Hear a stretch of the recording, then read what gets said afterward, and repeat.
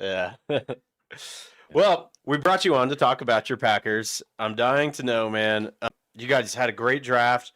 I bet Aaron Rodgers is pissed because you guys finally went out and got a first round wide receiver for the first time since 2002. Yeah. What do you think? I mean, you had two big holes to fill, edge and wide receiver, and you doubled up on both of them. Yeah, I think the edge takes were a little too late for some people's likings. And I think, it was kind of a mixed bag with Matthew Golden. Everybody wanted a receiver and everybody wanted McMillan or they wanted, Abuka, which I totally understand. I wanted Abuka. I loved him.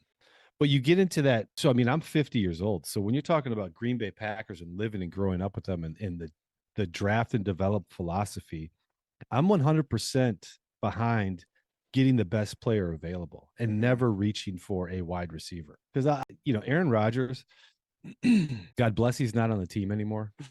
Because and I say that with all respect and love because he gave Packers fans, myself, so many great memories. Yeah. The problem was the last 2 years that he was there was feeling like the rerun of Brett Favre's kind of exit out the door. Mm-hmm. And his demonstrative on-field antics to receivers, and especially when we had rookies, it was like, man, what are you doing? That's not what leaders do. You don't bring down a group. Yeah. Like I coach girls volleyball.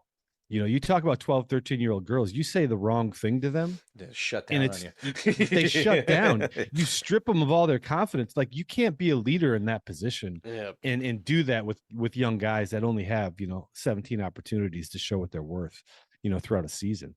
So besides that, Jordy Nelson, Devontae Adams, second round picks are, in Packers history, they're going to be in the Ring of Fame. I mean, you have legit unbelievable receivers, and that's not even including Randall Cobb, who's in there as another second rounder, who is, everybody who is drafting first round receivers right now wish they could have somebody that talented. So I mean that whole gripe about it is a little ridiculous. Now to switch to Matthew Golden, why we're so happy about that is because number one, it was an area of need, right?